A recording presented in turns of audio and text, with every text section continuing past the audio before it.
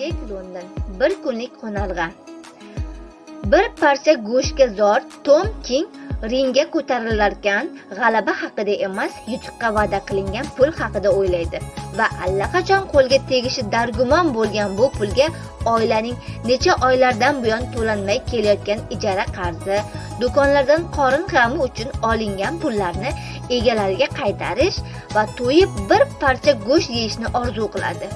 Uzoq yillar davomida olisga ketib o'z dunyosini odamlarning turmush tarzidan mutlaqo boshqa turmush tarziga tushib qolgan qavmning yoniga qaytib ko'rgan kechirganlarini aytib berganida kulgiga qolgan va ayni paytda qabiladoshlari tomonidan quvg'inga mahkum qilingan Nambok odamlar baxtiga emas, baxtsizlikka ko'nikib qolganlaridan hayratga tushadi.